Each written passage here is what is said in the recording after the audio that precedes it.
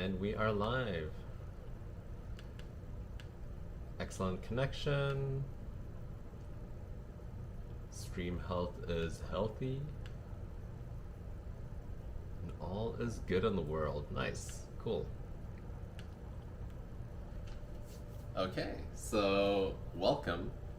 Today we're gonna do two different things actually. We're gonna brew a cup of coffee and we're gonna roast our beans that we're gonna use tomorrow and for the next 4 or so days. So first of all, it'll be a bit of a longer stream. It'll be around an hour this time around, just a heads up. And the streams are always in the archive, so if you can't see the whole thing, then just feel free to check it out over there if you want to see the whole thing.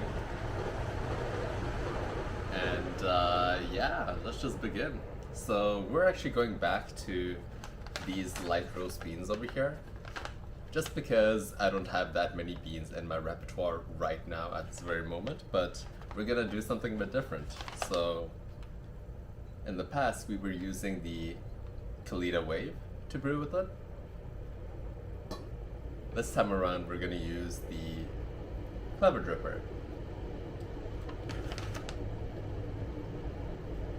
And the difference is that the Clever Dripper is a immersion brewer, meaning the liquid stays, oh my god. So I opened the door over here for some fresh air because we're gonna roast, but it's like pretty loud when the trains go by. But yeah, let's just keep on going. So this one over here keeps the liquid in the brewer until you decide to pour it out. So that's why it's called an immersion brewer, because the liquid is in contact with all the coffee until you decide when you want to take it out. So let's begin. Down brew cam. And for our recipe, I just used one of the recipes that we had a lot of success with back on the 29th. And pretty much what I did to compensate for the brewer type is to just grind a bit coarser. So I'm gonna grind at 35 instead of 27. And this was one of our best recipes we got with these Fahem beans. But since we're changing the brewer type to something that extracts a bit better at coarser grinds, we're gonna change that to 35, 27 to 35.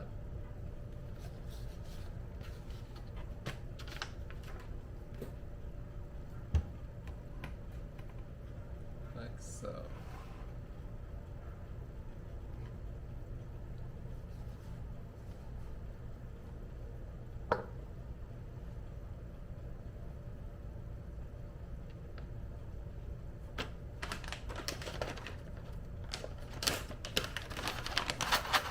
So we'll measure out 17 grams of coffee.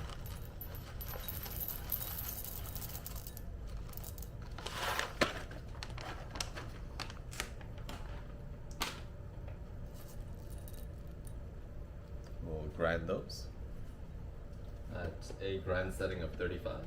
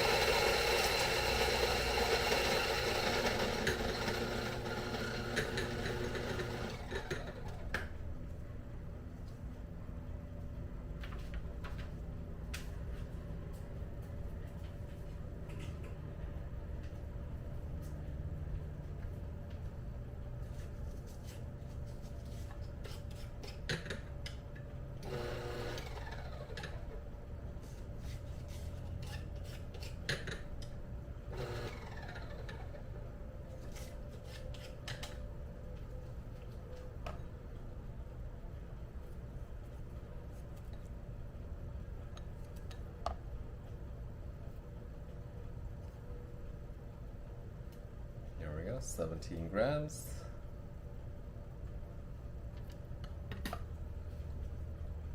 And we get our Clever Dripper, we have our filter, and we'll also get the boiling water.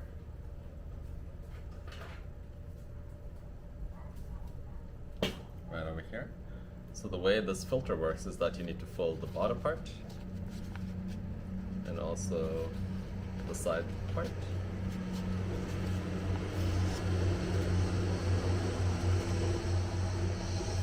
Like so. Open it up. Pop it in, and to seal it off, you just preheat it, like so.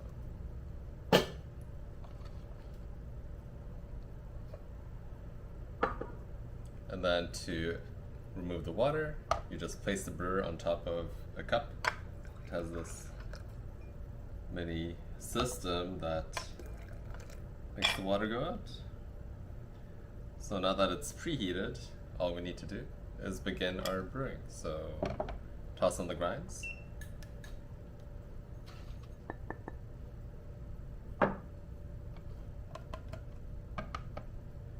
Tare. Put on the timer, and we're going all the way up to 238 grams of water. So let's turn on the timer.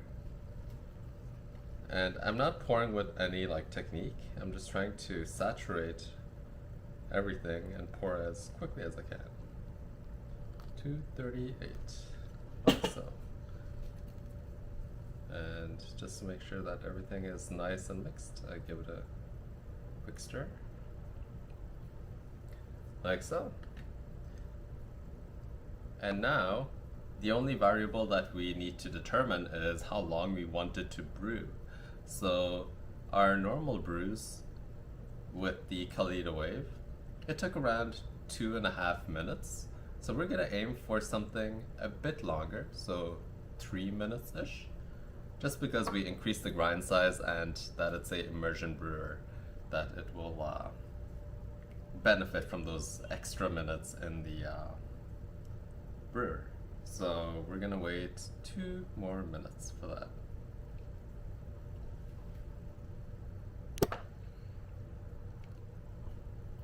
And I've never roasted on stream before, so that's gonna be a fully new view for you guys. So we'll be heading over to, here, let me swap it around. Over there. That is my balcony entry, and we'll be plopping our roaster, which is a popcorn popper, right on the ground, and I'll be roasting some coffee over there. After we've brewed our coffee. So while this is doing its thing, I want to just get a cup that I can extract the liquid into. So I have a cup right over here.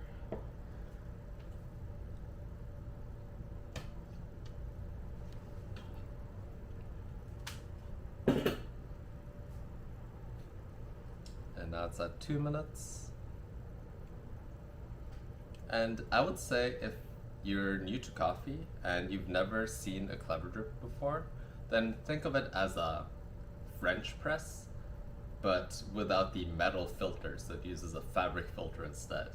So it is a immersion brewer like the French press, but it uses a paper filter. So you get less of those sediments in your cup, and it's more similar to a pour over, but also it has that more heavy body due to the immersion brewer style.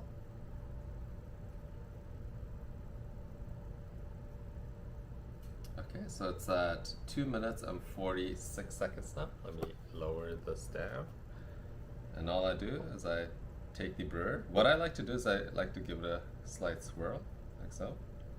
And then at the 3 minute mark, put it onto your cup.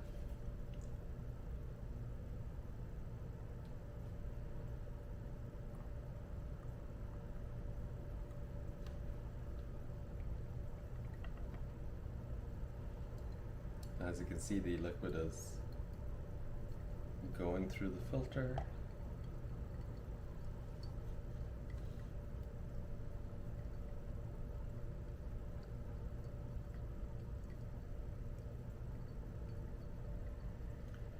And what I love about the Clever Dripper is that it's extremely simple to use. So there's not a lot of moving parts, and you don't need to have a meticulous pouring technique or anything. It's all about just getting the right grind size and the brewing ratio and the water temperature, and then you're golden. You're good to go. There's no real finesse to it other than really nailing down the brewing recipe.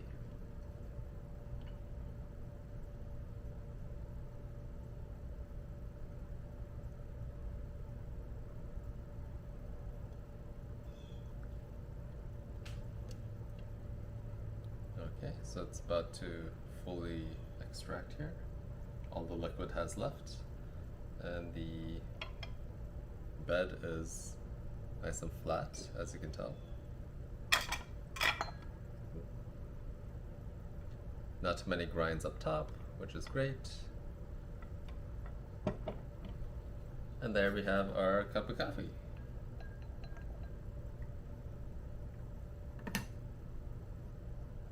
Ta-da!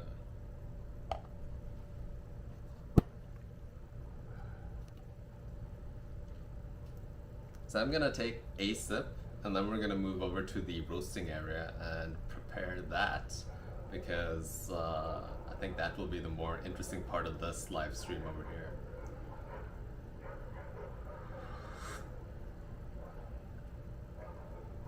Still extremely hot. We'll see what happens when it cools down, but I'm gonna slowly move you guys, the camera, and this computer over there, and we'll start roasting. BRB, while I move to the other side.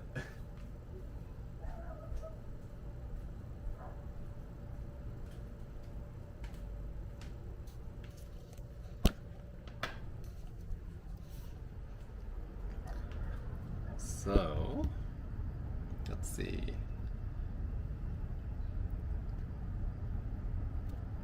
Like so.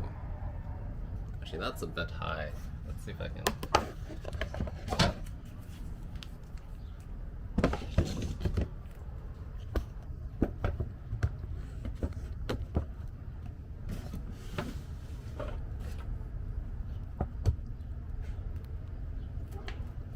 Get as nice and close as possible.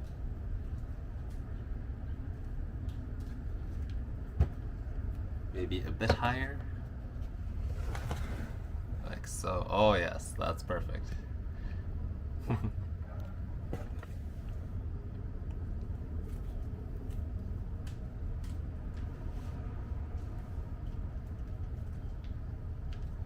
Okay, so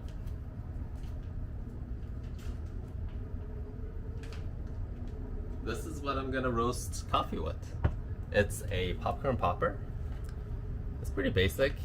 You can get it for like 30 bucks. I actually got this one at my parents' place. They had it just lying around, and it pops popcorn pretty well, but it also roasts beans quite well. We'll be using these Ethiopian beans, Ethiopian Sidamo. And what we're going to aim for, so it's nice to have a reference, we're gonna aim for something slightly darker than the Fahem. So I'm gonna take out some of these beans and show it to you.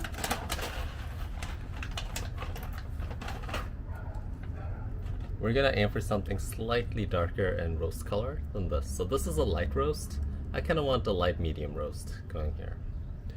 But I'm still gonna keep these as a reference right over here so that we can always look at it and compare and contrast. We got a timer. We have a colander to pour out the beans into when it's all done.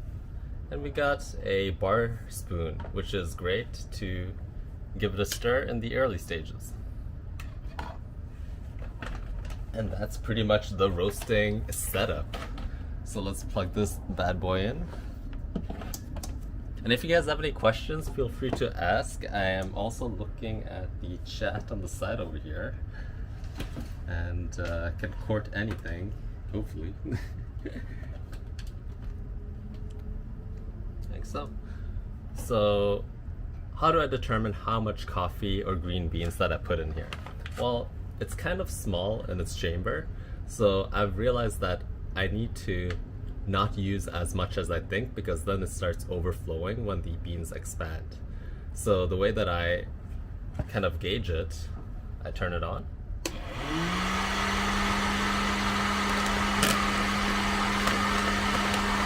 And I pour beans in.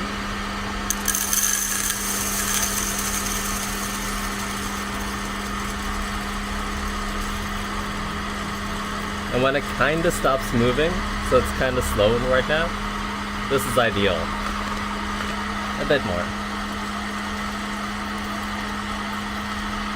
Like so.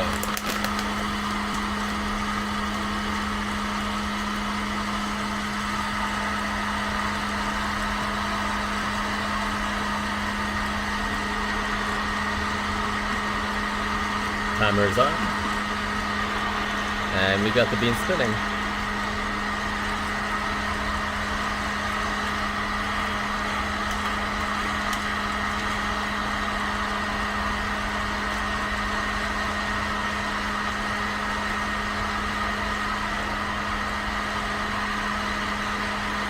So there will be a lot of chaff that is flying out of these beans.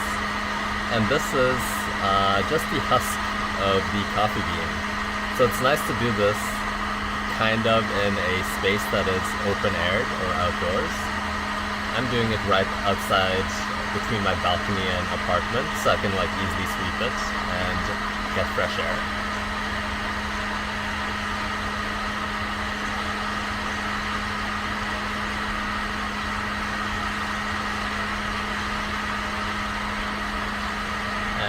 I'm also sipping my coffee over here too. Delicious.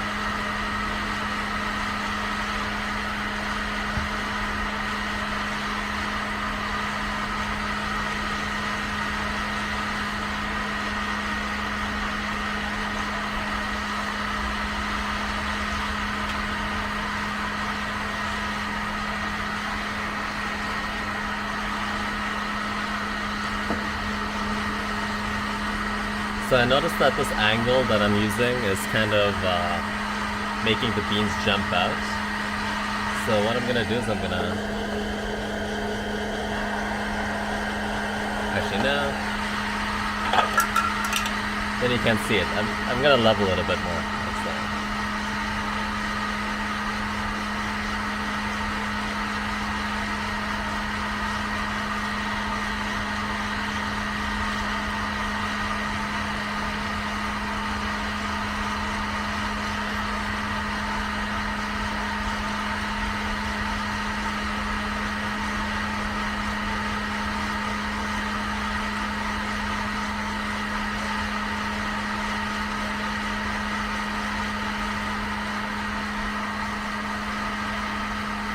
So the beans are looking pretty even right now.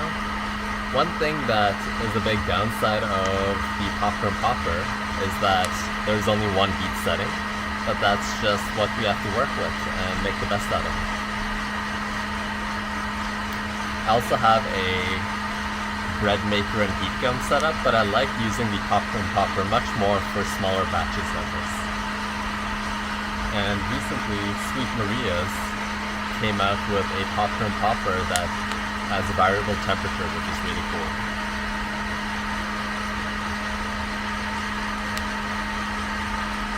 So right now we can hear the crack happening, which is the first crack when the beans expand and pop.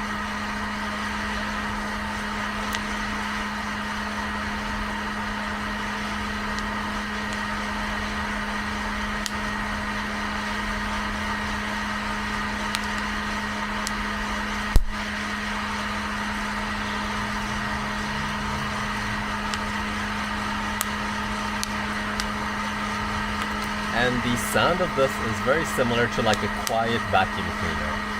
So it's not too intrusive.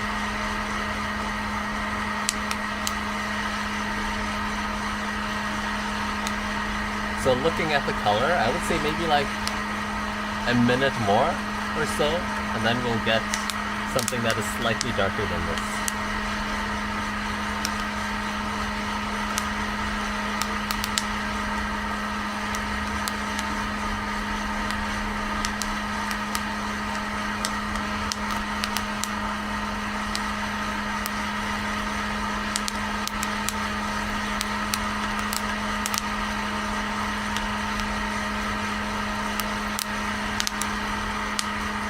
And I can tell that it's really jumping around, so I'm gonna just take out some of the beans. Like so.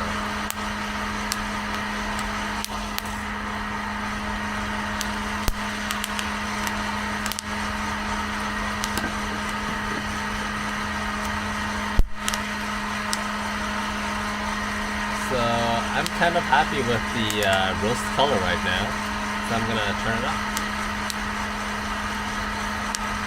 Or let's just double check. So we got this over here. We got this over here. Yeah. It's looking good.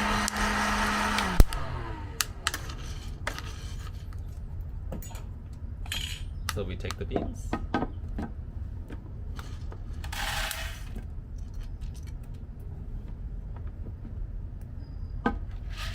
Toss them into the colander, and there we go. Coffee beans. Looking great. Yeah, the first crack is pretty fast with the popcorn popper. There's nothing you can really do with that other than buy like a variable temperature control or like have multiple extensions to slow it down. And yeah, this is the air popper or a popcorn popper. So yet again, this is the only big downside of the popcorn popper, and it's that it's only a one on and off system with this one that I have. So there's no temperature control, it's just pop or no pop. But I'm pretty happy with this batch over here.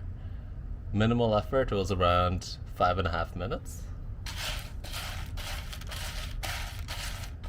With my bread maker and heat gun setup, I normally get times that are more like 8 to like 15 minutes to get this over here. And yeah, the popcorn popper does go a bit too quickly, but for its simplicity and ease of use, the only downside is that you might not have enough time to develop those interesting flavors. But I've had a lot of success with the popcorn popper, and it's been delicious. Yeah, exactly, David. Even though it's within, like, getting this for 5 minutes and having fresh coffee really trumps the downside of the method being just a bit too quick. And yeah, it works well. So let's look at what we wanted to aim for and what we got. So we wanted something slightly darker, which it became.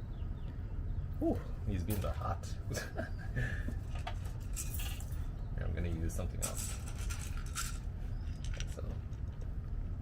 So yeah, we wanted something slightly darker than this, and that's what we achieved. The beans are slightly more roasted than the Fahem beans.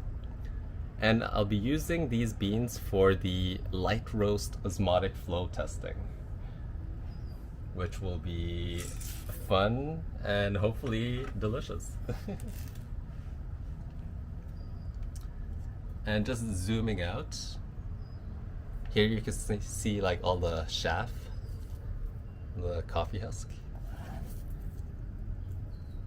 which is why you should be doing this in a airy space, hopefully outdoors, or if you want to sweep, do it indoors.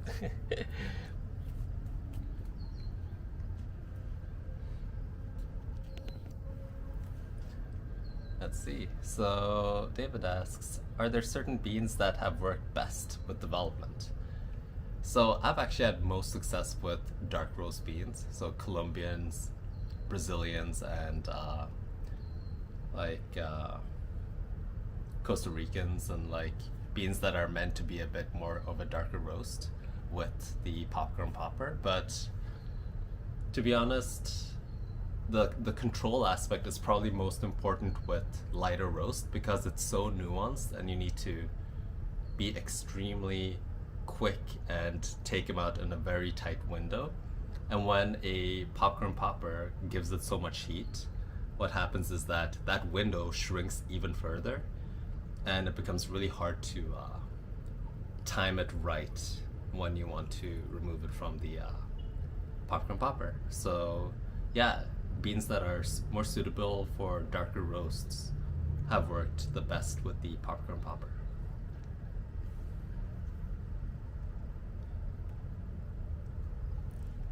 But yeah, it's like super simple to get into popping and roasting your own coffee beans with very budget equipment.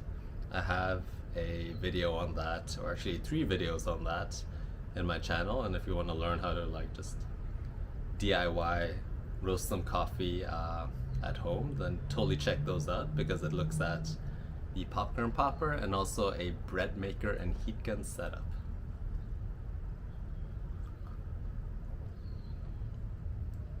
So I've never tried roasting with a roasting net sieve, but I have roasted with a heat gun and popcorn and a bread maker. And it's the same thing as the sieve, where the sieve is just there to like rotate your beans, and you still need a heating source. But like the bread maker and heat gun setup is very similar to the sieve and heat gun setup, if you want to look into that too. It's just a bit more of hacky like tweaks that you need to do with the sieve, because a lot of people put like a drill onto the side if it's like one of those flower sieves that spins that metal part in the inside around to keep the beans moving. But yeah, there are a lot of really rad DIY methods of roasting coffee out there, and I really think it's something that is super easy to get into, but also gives you a lot of deliciousness. Like the fresh coffee that you get is really magical, and it teaches you a part of the coffee craft that you never would have experienced otherwise. And the cup of coffee is delicious. I would say slightly under extracted actually. So if I would do this again, I would probably increase the brew time to like 4 minutes. So let it sit in there for 4 minutes, or like grind it slightly finer, one or the other.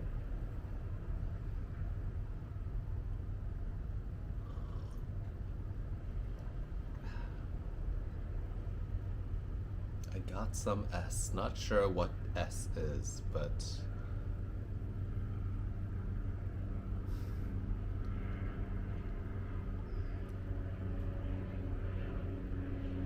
yeah, I really think that if you are into coffee and curious about the different aspects of coffee brewing, then learning about coffee roasting also gives you such a wide like skill set to jump further into coffee, because coffee beans are literally like one of the biggest parts of coffee brewing. And if you start understanding coffee beans a bit more, and if you start understanding different roast levels, different processes, and different varietals and origins of beans, and you'll learn about all of this when you start buying your own green beans and sourcing them and figuring out what you want and roasting them to different levels and testing them out. Then suddenly your cups of coffee will also improve, because you'll use that knowledge that you got from coffee roasting in your brews. Some Rwandan raw beans from my local coffee roaster, and we'll try to roast with a sieve setup. Yeah, go for it. I think you'll have a lot of fun. Roasting is just one big experiment, and it's an experiment that is very cheap too. So if you get into coffee roasting, it's around what was it? 30 cents per cup of coffee, versus if you buy your own coffee beans that are already roasted, it's around 70 cents per cup of coffee. So it's over half the savings when you start roasting your own beans. So also, if you're a big coffee drinker, then roasting your own beans is amazing to do.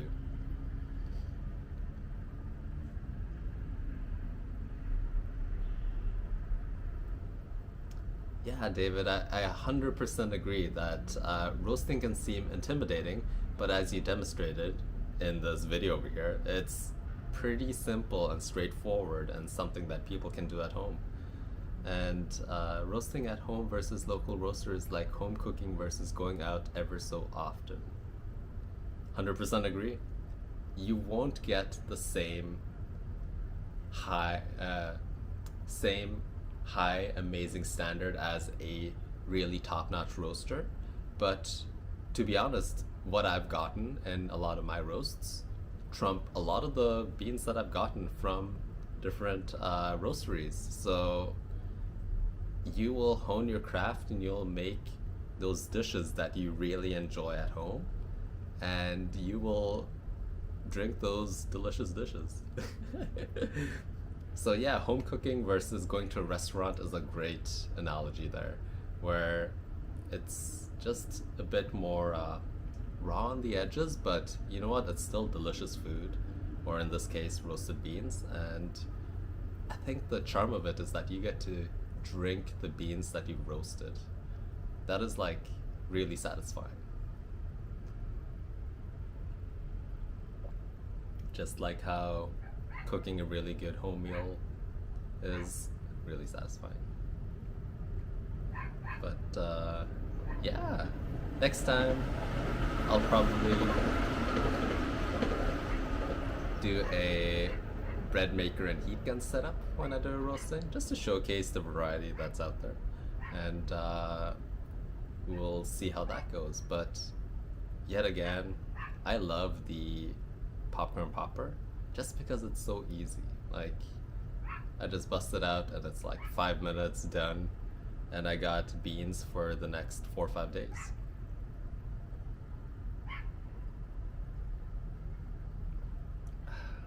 So I hope everyone's having a great long weekend, Thanksgiving weekend, I believe, and make sure to, ooh, hi from Chile, nice, hello back, hello from Toronto, that's awesome. I need to put a dot up on Chile now. So I was jotting down the places where people are coming from in the chat, and it was like Taiwan and like San Diego or something, but it's really rad that people from all around the world are tuning into this humble stream where I roast coffee with a popcorn popper and sip on my morning brew. Oh, hi from Sweden. I was born and raised in Norway, så jeg kan snakke norsk, så du kan snakke svensk til meg hvis du har lyst. But yeah, Sweden, hello, greetings.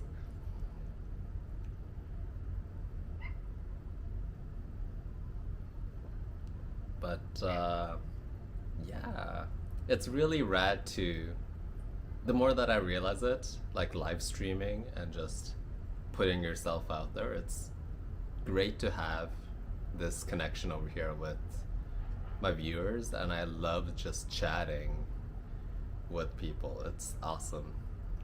Yeah, it's sick. I know. I don't really showcase my Norwegian like origins that much, but every now and then it shines out, like here.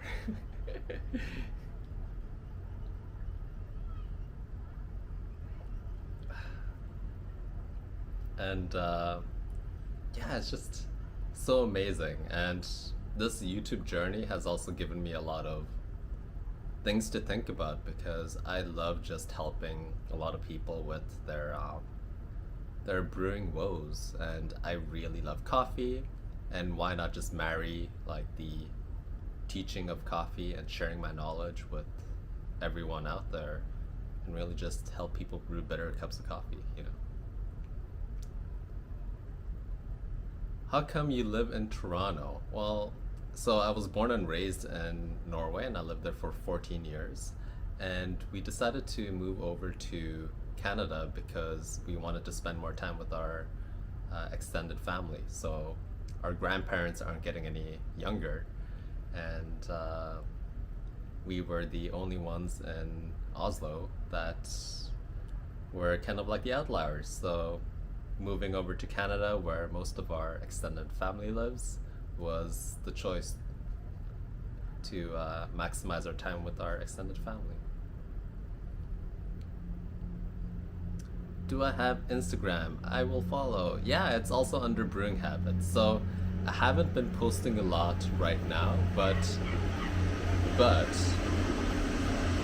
I'm gonna get more into it again because I feel like I was getting a bit overwhelmed with Instagram and I focused all my eggs into YouTube. But now that I'm more into the YouTube groove and I really understand the flow of video creation and is being better at live streams and stuff, I want to get back into like improving my Instagram, posting regularly, improving the website that I have to bring some like good writings to the table and stuff. So yeah, follow me on Instagram if you want.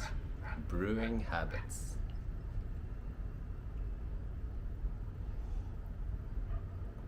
And I also have a video queued up right after this actually, which is all about how social media is impacting our perception of coffee. So that's a really good segue for sure. And just a quick summary of it, it's kind of like how makeup is with social media, where everyone is showcasing their best faces, their cream of the crop perfection. And I feel like the same thing is happening in coffee, where everyone is just sharing their best cups of coffee with the best tasting notes and saying that everything is so delicious and awesome and fabulous, when it really is more of a struggle and a journey and a exploration to get those cups. So that's gonna come out in 23 minutes scheduled for the hour. But yeah, it's nice to meet a fellow Scandinavian, and I'm glad that you all joined me as I brewed a cup of coffee and roasted a batch of beans.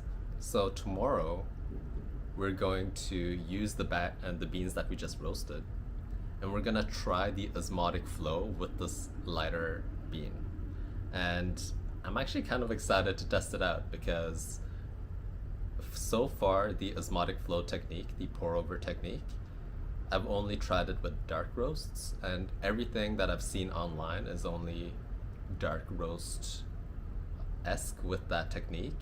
And my hypothesis is that using a lighter roast, but a lighter roast that is super fresh, will also work with the technique because of all of the CO2 buildup that is in freshly roasted beans. So I'm pretty excited to try that out and see how it goes. But for now, I wish you all a stellar long weekend, and I'll see you around. Take care, drink lots of water, not too much coffee, but enough to push you over, and call your parents, and have a great day. Let's see. End stream. Take care.